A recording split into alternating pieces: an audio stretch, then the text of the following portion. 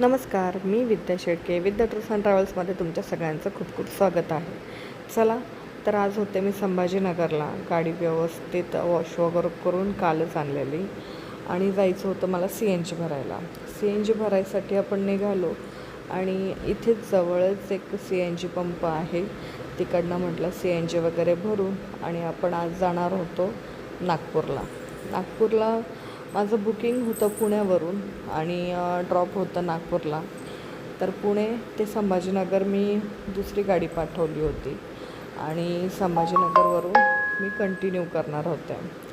त्यानंतर म्हटलं आधी सगळ्यात पहिले आपल्याला CNG भरून घ्यावं लागेल. तर CNG पंपावर मी लगेच म्हटलं पोहोचले आणि तिथं जाऊन बघितलं तर प्रेशर असं वाटलं की खूप जास्त गॅस बसेल, पण फक्त 2 किलो गाडीमध्ये गॅस बसला होता. CNGला प्रेशर अजिबात नव्हतं.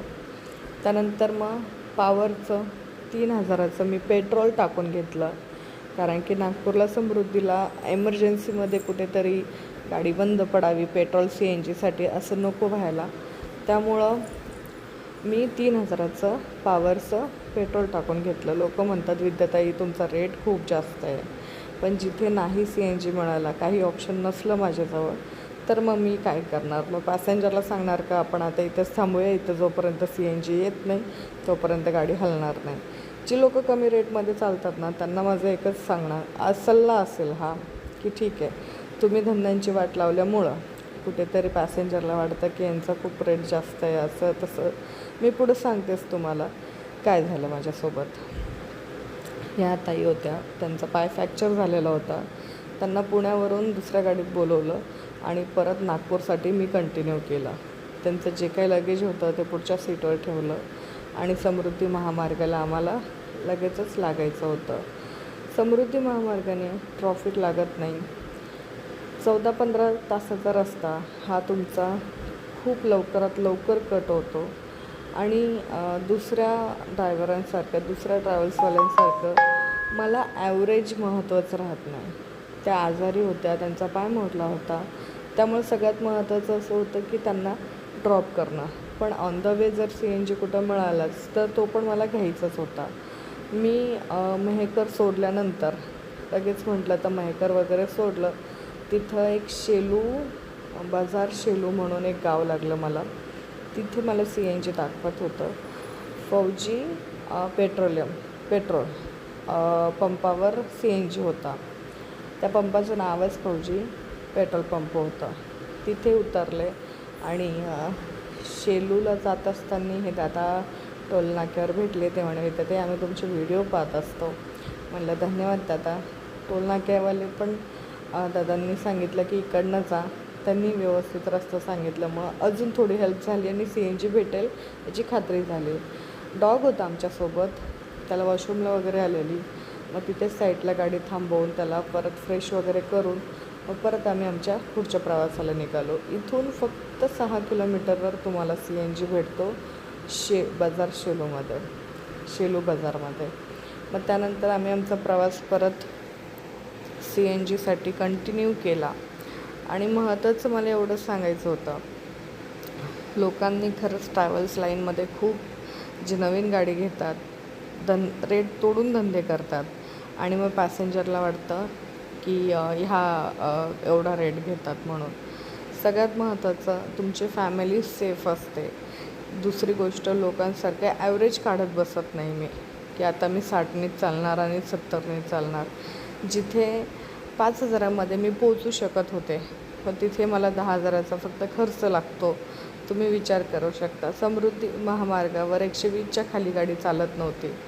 मला फक्त 130, 120, 140ला CNG संपत होता. पण तुमच्या लक्षात नाही येणार त्या गोष्टी. काही ते म्हणतो ना आपण, ज्या गोष्टीचं आपल्याला ज्ञान नसतं त्या गोष्टी आपण जास्त विचार करत नाही. फक्त तुम्हाला हे दिसतं की रेट जास्त आहे, पण तुम्हाला त्याच्या मागचं रिझन माहीत नाही आहे, तुम्हाला त्यामागचं सर्विस माहीत नाही आहे. हो, मी नक्कीच तुम्हाला सगळ्यांनाच, जेवढे पण पॅसेंजर माझ्याकडनं गाडी बुक करतात त्यांना मी एक सल्ला देईल की तुम्ही नेक्स्ट टाईमपासून कमी रेटच्या गाड्या बुक करा आणि जिथे तुम्हाला 2 तास लागणार आहे तिथे 5-6 तास तुम्ही लावू शकतात. मॅमला स्वतः 17 तास दाखवले होते. 17 तासाचा प्रवास मी फक्त 12 तासामध्ये केला. पुण्यावरनं जेवढं यायला 250 किलोमीटरला जेवढा वेळ लागला त्याच्यापेक्षाही कमी वेळात मी मॅमला ड्रॉप केला.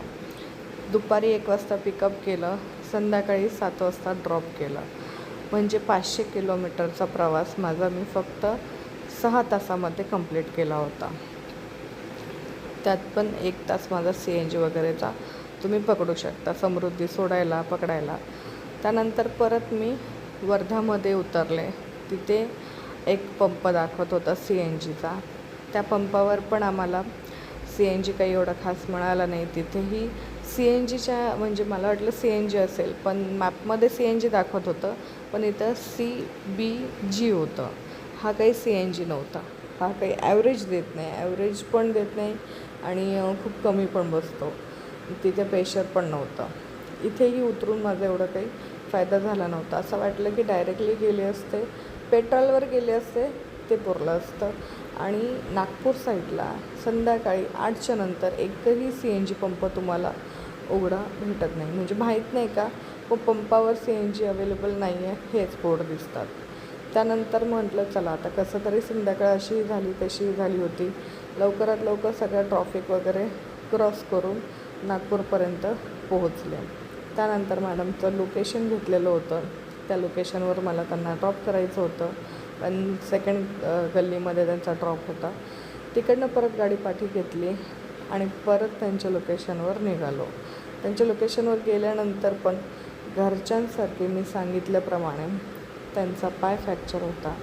माझ्या मुलीप्रमाणे जसं माझ्या मुलीलाही मी जसं हात धरून गेटच्या आतमध्ये नेलं असतं, ती हेल्प मी खूप प्रामाणिकपणे करते.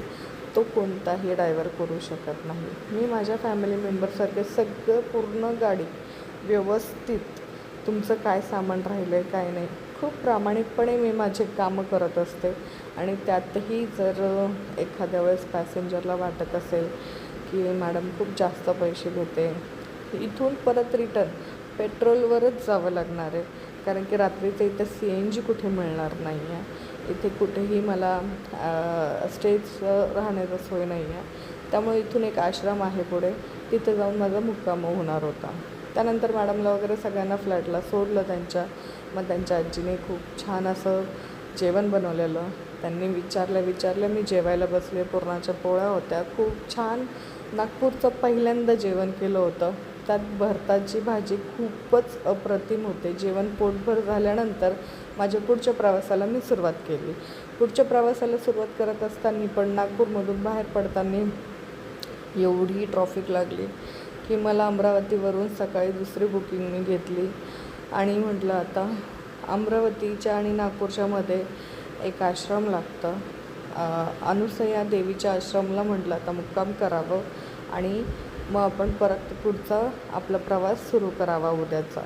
अनुसया देवीच्या आश्रमला मी आले, पोहोचले, रूम वगैरे घेते आणि तुम्हाला उद्या सकाळी आश्रम आणि अनुसया देवीचं दर्शन करवते. भेटूया उद्याच्या ब्लॉगमध्ये.